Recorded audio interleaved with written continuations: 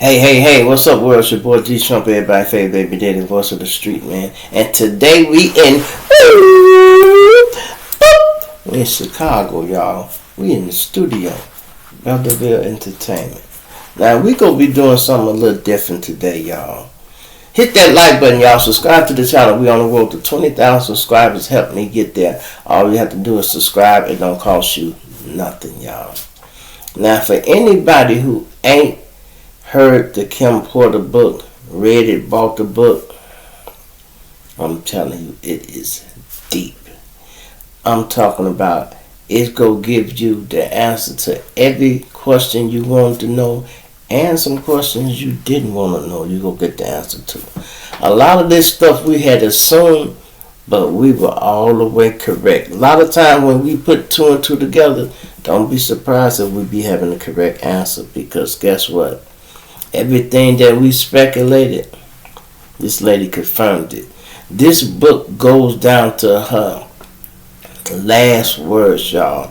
This man poisoned her, and she was literally typing the last chapter, and she got sick and said, man, I ain't gonna make it. I'm probably ain't gonna be here when this book come out. And they broke in her house and stole her computers and tried to hide this book, y'all.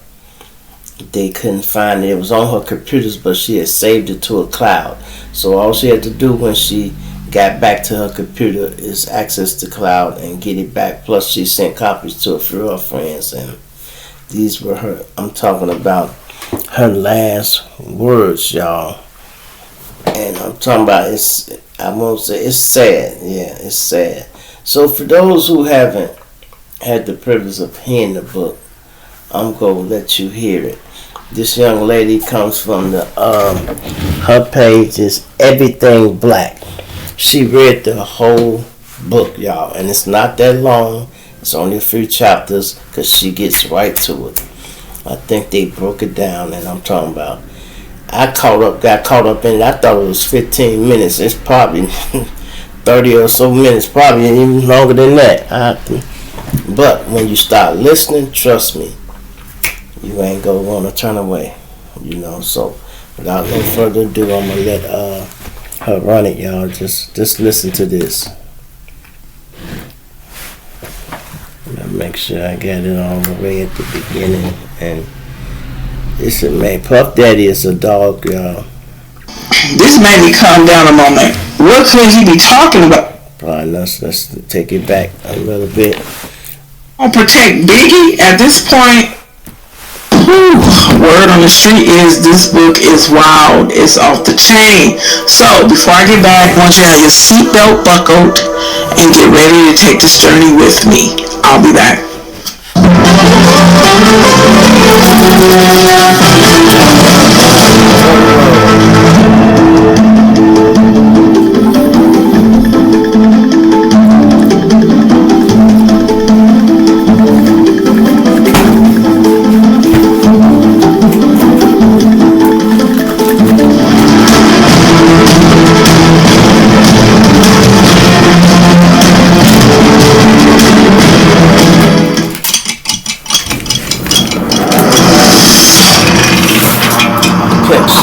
This, y'all. So I'm back.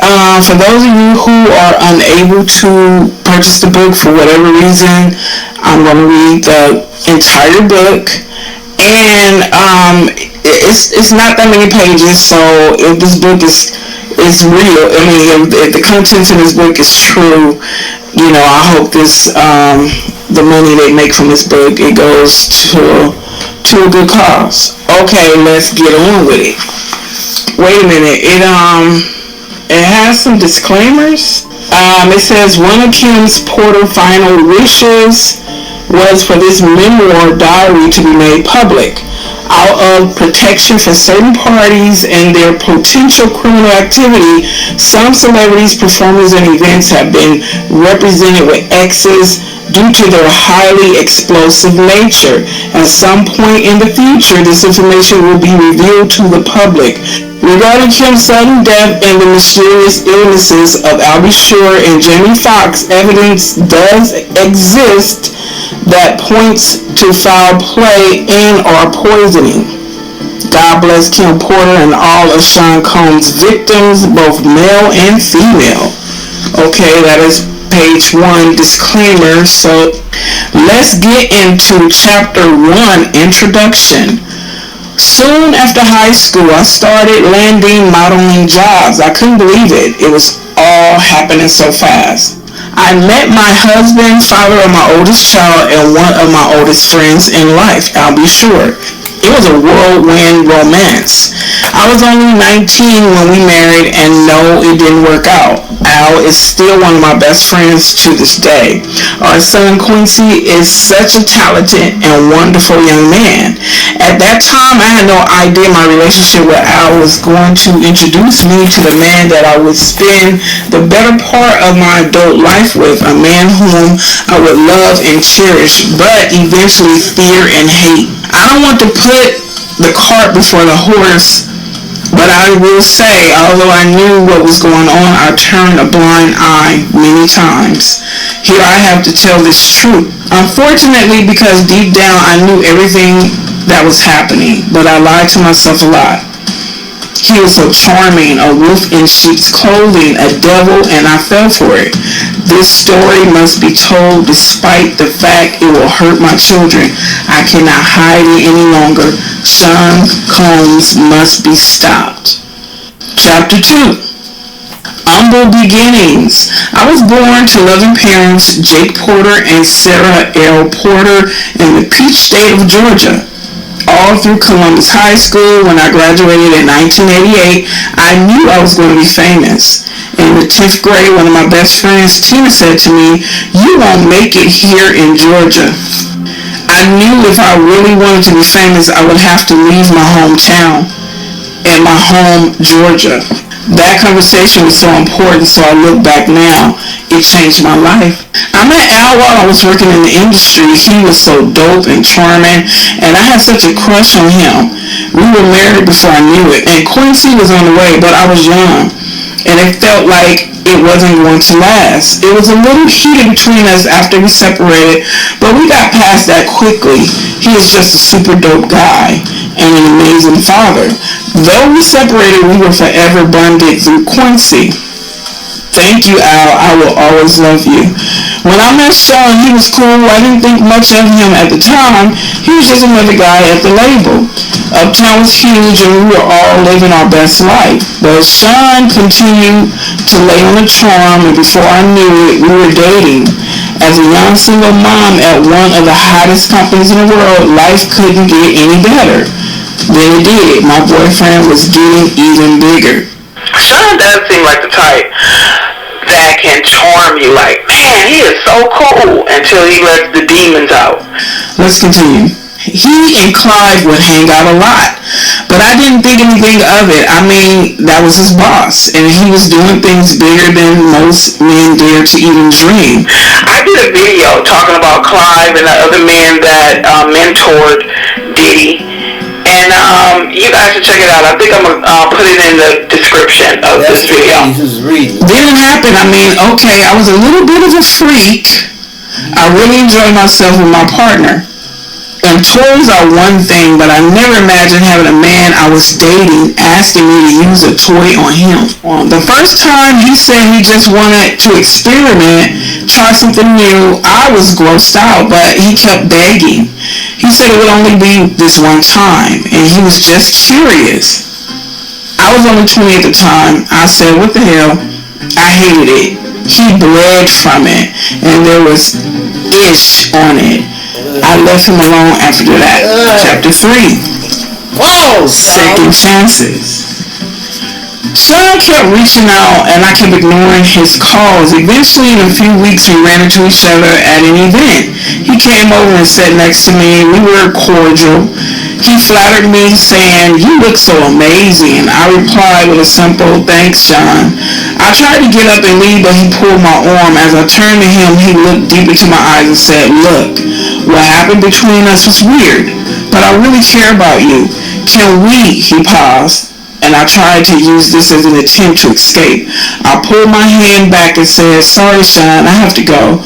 Please, I think I'm falling in love with you. Can we talk?" My breath was taken away. Did he say he loved me? It was so fast. I wasn't aware of this as his manipulation tactic, not yet. God, I was so young, so naive. He continued, let's have dinner. And I felt for it. 2 days later, we went out for drinks at a lounge in Lower Manhattan. The place was nice. Sean was really coming up and pulling out all the stops to impress me. He pulled the chair out for me to sit. Back then, he was always a gentleman. He smiled and said, look, as he sat across from me, I hated it. I never want to do it again. Give me another chance. Over coffee the next morning, I decided to give him another chance. For the next year and a half, things seemed pretty normal. It was fun, things were going great, and we were living the dream that I dreamt about throughout my youth. Sean and Clyde were working on Bad Boy, and he had his first couple artists. He picked up Craig Mack, then some rapper from West Coast called Notorious B1 to help Chris develop. He was collaborating with the biggest names in hip-hop to make it happen. Things could not be more amazing. Then he asked me to do it again. It was insane. Sean said, baby, I can't stop thinking about it. What the hell are you talking about? I responded. Sean continued, I just can't stop thinking about that night. It was amazing. Can you screw me one more time, please? I became infuriated. What's going to Clyde? He is the one screwing you, isn't he? Then Sean hit me. This was the first time he slapped me hard. Before I could form words, he began to beg. I'm sorry. Holding my cheek where he hit me, I turned and ran off. That should have been it. But I guess I'm a glutton for punishment. He sent flowers and a bunch of expensive gifts. Then we bumped into each other at another industry event. He sat down next to me. This was deja vu. Sean started, imagine running into you here. Get the F away from me, I forced out. He became more serious as he said, look baby, I'm sorry. But I just glared at him. There's nothing you could ever say to me, nothing. After an awkward silence, he finished. You know I love you. I love your son. He's my son. I don't know how to fix this, but I'll do anything. I'm sorry. Ish. He can be so sweet. Here we go with the love thing. This time is not falling in. He was great with Quincy, and to be honest, despite everything, I missed him. As he stood to walk away, I remember hearing myself say, call me later. What the F is wrong with me? Chapter 4, Forgiveness. Sean arrived with flowers in hand. He wanted to see Quincy. He was so good with him. And Quincy ran over to hug him. I felt my heart melting. He asked Quincy, how you doing, Tiger? Quincy looked so innocent as he responded, I'm good, I miss you. Sean's response sounded genuine. I miss you too. We'll hang out tomorrow, okay? Okay. Sean gave him a little love tap on the butt. It's bedtime, Quincy replied. Okay, good night, as he turned to head towards his bedroom. Here's the man I fell in love with, but what was I thinking? Ish, not only does he want butt plugs, he slapped the ish out of me. So why am I still talking to him? They say that love is blind, but is it stupid too? As Quincy left, Sean looked at me and smiled. Baby, let's go have some fun. The babysitter's on the way. I just want to show you a good time. I was so mad at myself for melting as I said, okay. We sat on the couch laughing and genuinely having a good time when the doorbell rang. The babysitter had arrived and so we left. As we exited the house, a big man climbed out of the limo and opened the door for us. He wore a sharp suit with a gun noticeably tucked under his arm. I thought to myself, he could have made it invisible. Or did he want me to see it? Despite my reservation, Gene was a sweetheart. He was very courteous and polite. As he tipped his head and said, good evening, ma'am, Gene drew a smile out of me as I responded, hello. Gene and I will see each other a lot after this day. Chapter 5, Sean Neals. The year passed and thankfully we didn't have any bad arguments. Although Sean was strangely getting into voodoo, He would put curses on people, and I wasn't sure how to respond to that craziness. My problem as a single mother was I wanted to be married. He always had excuses and delays when it came to committing to marriage. His label was blowing up, Biggie dropped, and it was just about over. He also signed Mary J. Blige, and of course when I found out he slept with her, we fought. He claimed it was a mistake, and my stupid ass took him back again. Sean asked me for a threesome with her. At first I was mad, but Mary was beautiful. It was our first threesome, and I loved it. Mary was sexy. I would not be doing this a lot, but it was so hot. I was young, and exploring my sexuality was enticing. Over the years, we brought other women into our bedroom periodically, and we were happy. This is until one day I came home to a situation that went from awkward to a nightmare. Quincy was with the babysitter, and Sean was sitting with Albie Shore at the dinner table. I had a child with Al, and Sean was the father in Quincy's life. The awkwardness of all of us being together had dissolved a long time ago, but it was still weird that they were here in my home together alone. I sat down and we had drinks. It was fun. The conversation was cool until it wasn't. I was a little loose after a couple of drinks. I remember him saying, "It's still weird seeing you with my friend, but you're happy, so I'm happy for you guys." Sean responded, "Thanks, man. Me and you, we share so much." I replied coolly, "Word." The conversation took an odd and awkward turn when Sean said, "We all been together sexually, but not together." I was shocked for a moment. As quietness lingered in the room, I asked, "What do you mean by all together?" Al shifted uncomfortably, but Sean didn't hesitate. "You know how we sometimes invite other people into our bed?" I couldn't believe it. "Oh, hell no, Sean. This is my son's father. Al, say something." What Al said was mind-boggling. "I don't know. It could be kind of hot. I miss you in that way." Although I couldn't believe Sean would do this, the truth was I still cared about Al, and this could be very hot.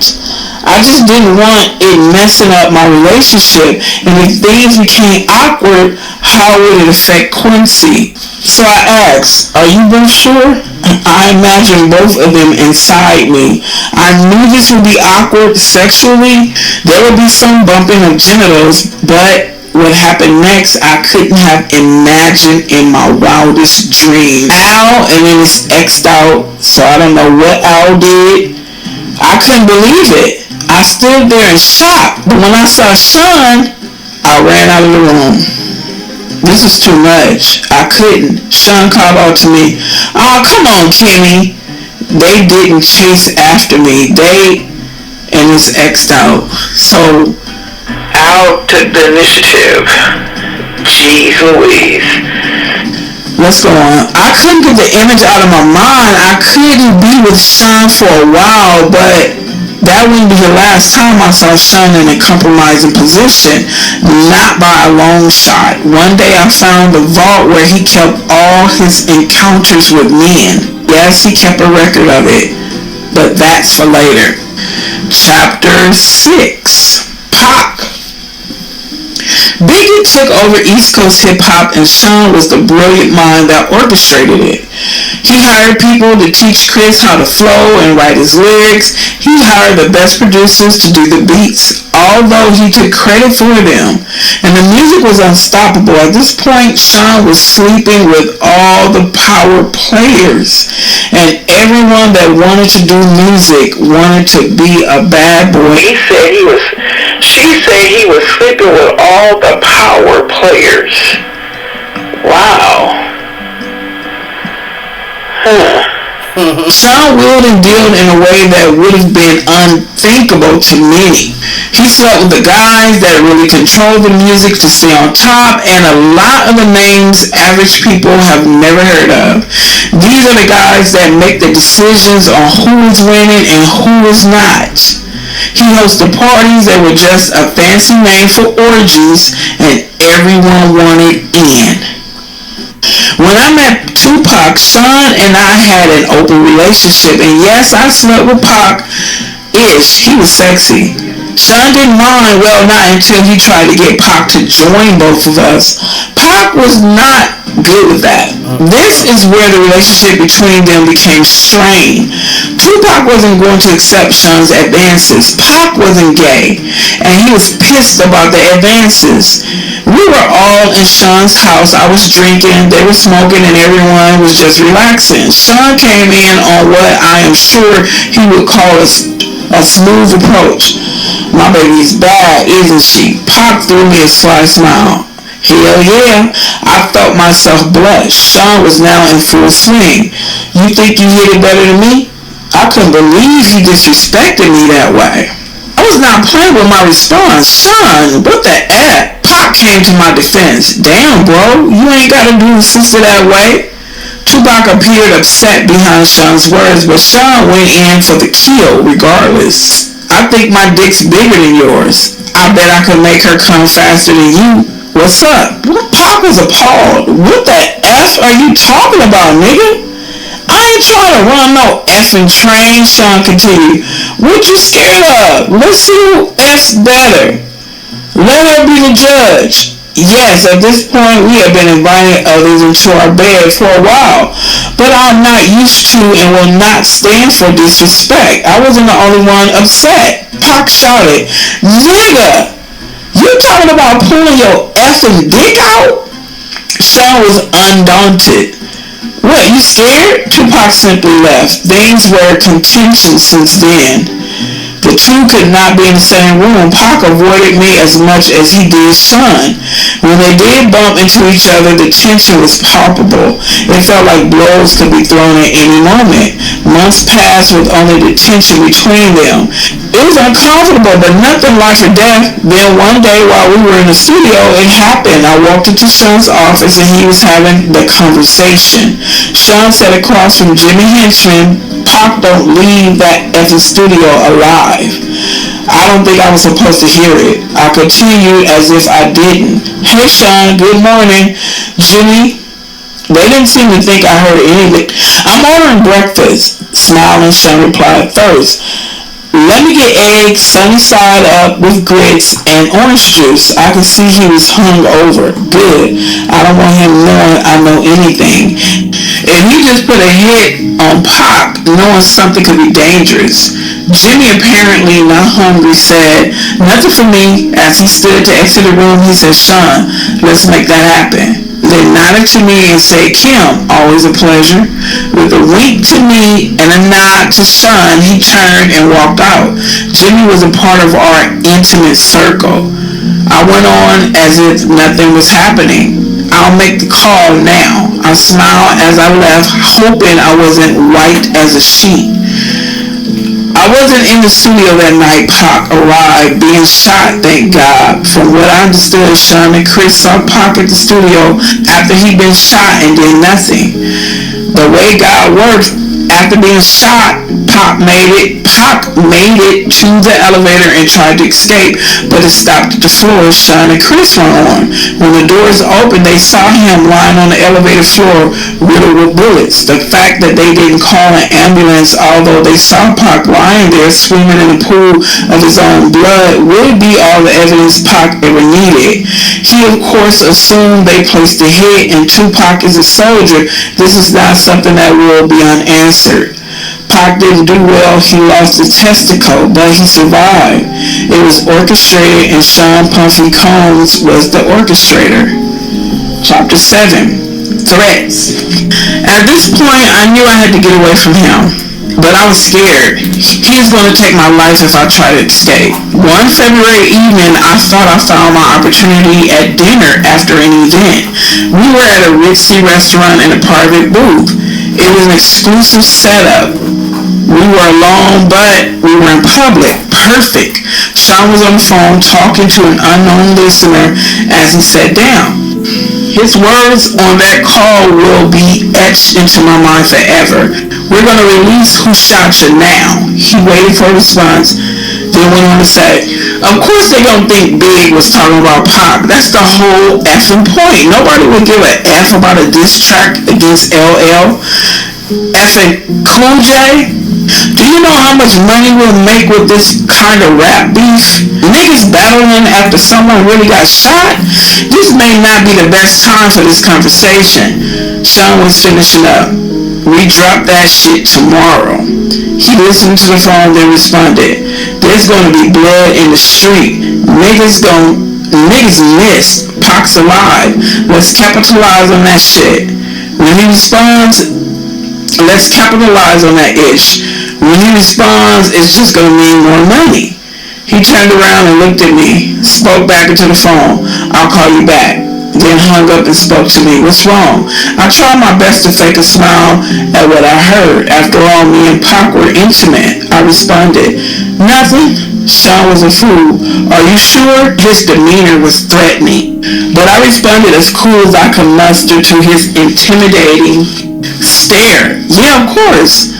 He took my hand saying, that's wonderful. He began to squeeze my hand until it hurt as he continued, because seeing you walk in the office while I was talking about killing that mother effer and you not saying ish to me had me just a little concerned. His grip was starting to hurt badly.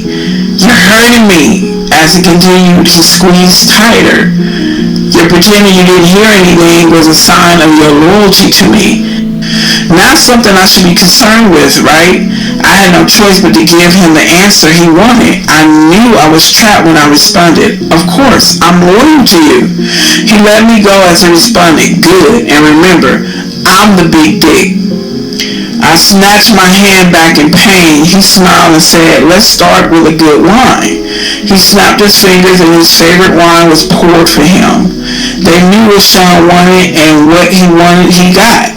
I'm trapped. Now isn't the time for me to launch my escape plan. I have to be strategic. It's going to be hard to leave the glamour, the glitz, the lifestyle. I mean, this man just snapped his fingers in one of the most exclusive restaurants in New York City, and they poured his drink of choice. The bottle of wine is $800, and this is in 1994. The list to get in this place is 6 months long if you are somebody. Mayor Giuliani has a table here tonight. Also, if I got up and walked out, I would be safe. But what about tomorrow? I had to think. He sipped his wine and smiled. You're not drinking? He pointed at my glass. And of course a waiter filled it. They knew what I liked as well.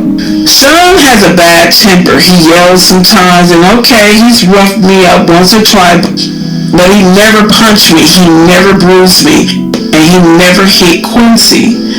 I would not have stood for that. He never laid a hand on my son. At that time, I never thought of him touching Quincy in any way. Then the significance of what he said hit me. Is he mad at Tupac over me? I'm the big dick? Oh my God, the last time he put his hands on me, it was because I enjoyed Jamie Foxx too much. She enjoyed Jamie too. He gets so insanely jealous. It's not fair. He wants to bring other men into the bedroom, but gets jealous when he does. Damn, you're quiet tonight, he said, snapping me back into the presence. I asked a question that was burning in my mind since I walked into that office. What does Chris think of this? He looked at me coolly and said, his fat ass better just keep doing music. A third guest was escorted over by security. Sean motioned for him to sit. A waiter walked over to Sean Carter and asked, what? Would you like something? Carter responded, no thank you, then said, hello to me. Then said hello to me with a smile. Smiling, I replied, hey Carter, and took a sip of my drink. The Seans may share a bed together from time to time, but thankfully I was never asked to join. Carter went on to speak to Sean. I thought we were meeting in private. Sean replied with a nonchalant shrug. I had to discuss something with her. It's fine. Go ahead. He wielded this kind of power. Carter shifted uncomfortably in his chair before continuing. It's true. Chris and Pac were about to start their own label.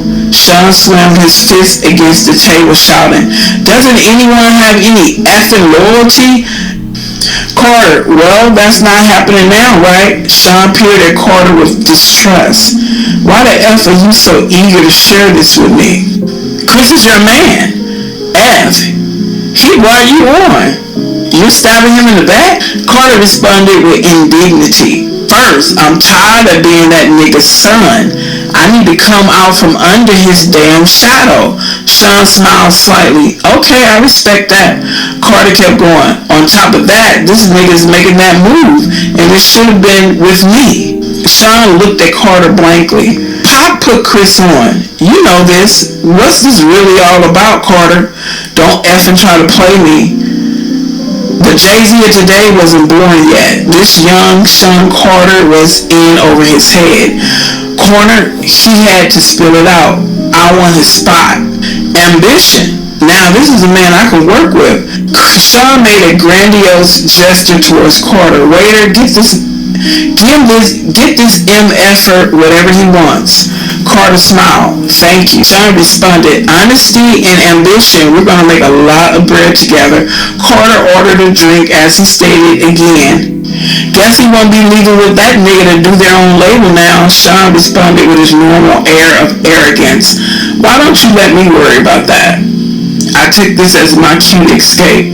I told Sean, I'm going to go ahead and get back to Quincy. Sean was wrapped up in this conversation with Carter and barely noticed as he excused me.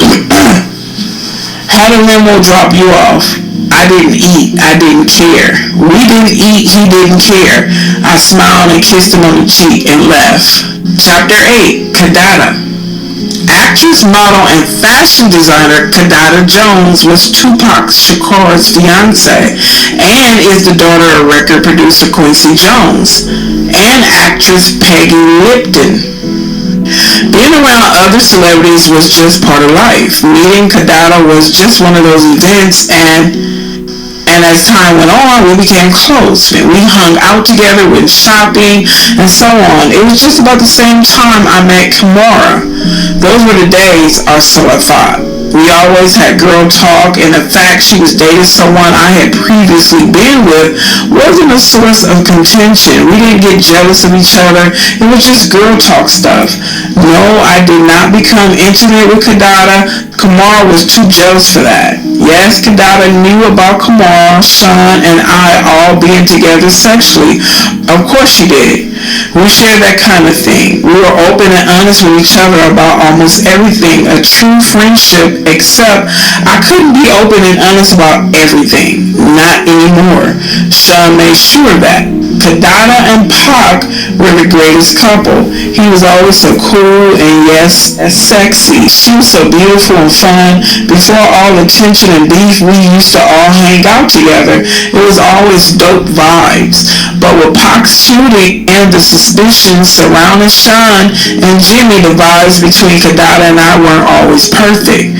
Then came that night. Award shows weren't anything new for us. At this point, we dolled up as men groomed.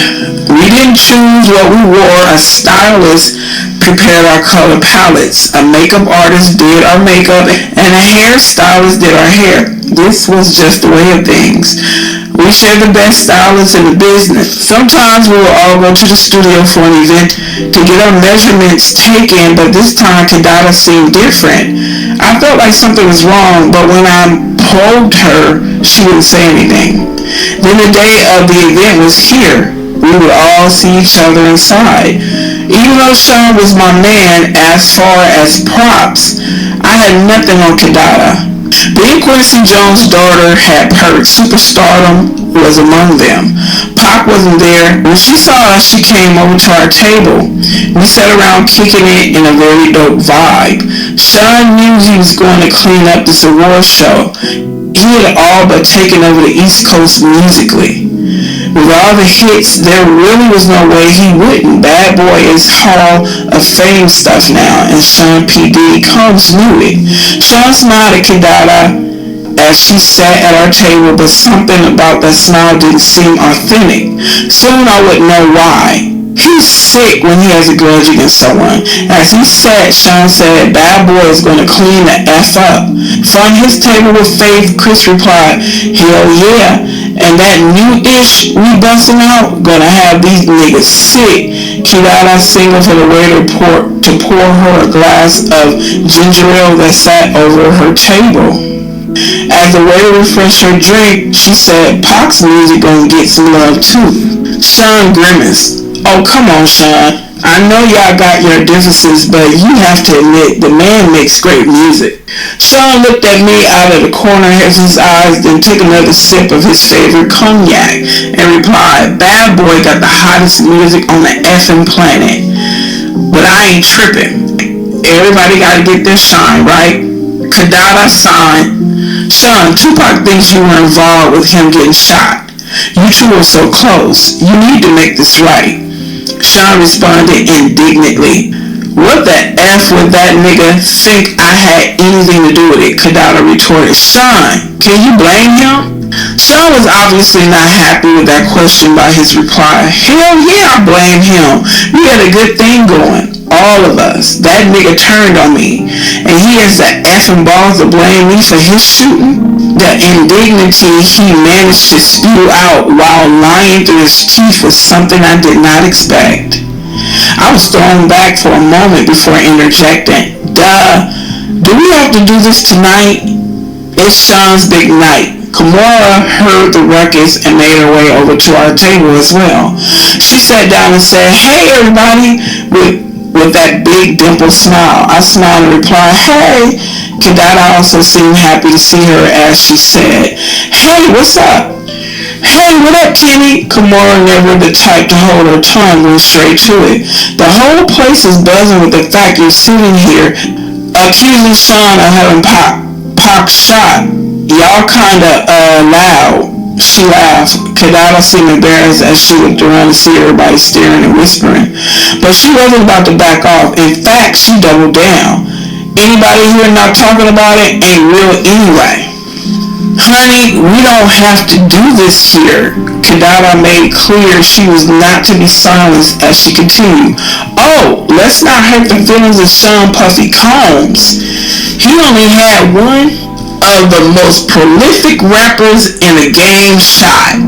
Sean clenched his hands into fists. If this was anyone else, this would have turned ugly. But this was Quincy Jones's daughter. Sean was the monster in the streets, well feared by men that knew, but he did not want any of the smoke Quincy Jones could bring. Kidada could continue with impunity. Sean could not touch her. Christopher and Mary both wanted to defend the super producer that made them famous. Both started to stand and make their way over to the table, but Sean signaled them off with a firm motion of his hand. They remained in their seats watching helplessly.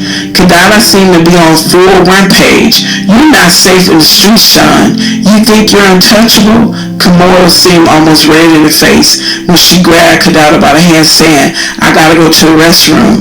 Kidada, not willing to stop, snatched her hand away, yelling, let go of me. Kimura needed her to get a grip and said sternly, speaking to a child mid-tantrum, die. Kidada turned to her and yelled, what?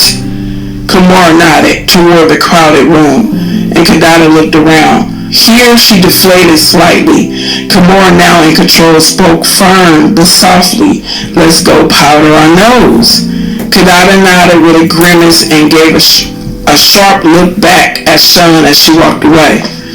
As attention slowly melted away, I asked Sean, you okay? Sean didn't reply at first. He looked around, saw that no one was really paying attention. Now that the ruckus had died down, and stood to get the picture of ginger ale from Kidada's table. He poured himself a drink from it, looked around again, saw no one was paying attention, and put the picture under the table. What was he doing? Then I heard the distinct sound of liquid being poured into the liquid. Oh my God, is he peeing in the picture? He smiled at me as he brought the picture back from under the table and finally replied to me, I'm good. He then stood and returned the picture to the table. I was in awe. I knew he had a bad temper, but this was disgusting. I'll never eat or drink something after we have an argument again. Kidada and Kumar made their way back to Kidada's table to sit. As Sean watched on quietly, Sean made small talk. Which songs do you think they'll give me awards for? As Kidada poured her drink, Sean's bodyguard made his way over to the table. I think he stopped her from drinking as everyone else just sat and watched. Gene risked in curing Sean's wrath, if I'm right. Relieved, I replied, babe, your catalog is crazy. It could be a lot of songs. Sean glared at Kidada's table the entire night. Going back to Cali, we had a wild night. It was after one of Sean's infamous parties. Everyone was there, and we not only had threesomes, but we also swapped partners. Our sex life was crazy, but I got to do things with Sean I would never have been able to do with a straight man. Ooh, she said a straight man. Let's continue. Sean cared about me, but it was becoming more and more obvious that he preferred men. I was beginning to think I was there more to cover his wild desires than because he really wanted to be with me. He was like Caesar, every woman's man and every man's woman. But truthfully, at that stage, I was becoming okay with it. I woke up and left the bedroom where I was with Jada Pinkett, and Sean happened to be coming out of the bedroom. Wait a minute. I woke up and left the bedroom where I was with Jada Pinkett, and Sean happened to be coming out of the bedroom with his XX'd out and Will Smith. Yes, XXX attended the parties from time to time. I could see him and Will kind of snuggled up on the bed together. I was grateful I wasn't asked to join in that room. I didn't really like, and the name is X'd out. Sean smiled when he saw me. Good morning. Here at the orgies, he wasn't very affectionate. He didn't have to pretend, but he couldn't walk straight. I knew how his ass felt literally. We had sessions playing with each other's anal cavities. I wanted to be home before Quincy broke up, so I told him I'm going to get ready. He responded, let's have a cup of coffee first. This meant he wanted to talk. I didn't know what it was about, but in situations like this, I didn't really have a choice. He was becoming more violent when he didn't get what he wanted, and I didn't really want to fight. So I sat down, but before we started talking, XXX came out of the room. Sean was wearing boxers. X was in his birthday suit. X addressed me. Morning. When he turned around in order to close the door, there was a dry cum stain on his back. X walked over, pulled a chair out to sit down next to us, and lit up a blunt. Who is this Smoke a blunt. Sean stretched, smiled, and said, this East Coast, West Coast beef is more lucrative than I thought, but it's getting dangerous. X responded surprised. Business first thing in the morning? Damn, cuz, you own it. But you know you don't got nothing to worry about. You got a pass, daddy. X smiled coyly. Sean apparently had something to talk about with X as well, because he said, I can't protect everybody, especially if someone is no longer going to be on my label. It was apparent X wasn't taken aback by this turn of events by his reply. Sean, are you saying what I think you're saying? Sean continued, it's taxing on my resources to protect people. Someone that isn't 100% of my team can't be 100% of my protection. What the hell is going on here? What does Sean want from me? This morning is turning out to be way more than I expected, and I have to go. Quincy will be looking for me. Meanwhile, X apparently wanted clarity. So to be clear, if something happened, X made quotation marks with his fingers to one of your artists that was leaving your label anyway, it would be considered. He makes another set of quotation marks out of your control. Is that what you're saying? Wait a minute. Can they be talking about Biggie? Is Sean saying he won't protect Biggie? At this point, I was too young, too naive, too hungover to understand that this was not a lack of protection. This was a hit. Where did this come from this morning? But an older, wiser me understands now what I did not comprehend all these years ago. Sean was just getting to the real reason that he had X there. The world was about to lose Biggie. X laughed. "You a cold mother effer." Sean said, "Why the F should I protect someone that isn't going to stick around? I made him. That nigga should be worshiping the ground I effing walk on." I was thinking, Sean's ego is rearing its ugly head, and I wanted to get out of there, but instincts told me I need to tread carefully, so my next move had to be calculated.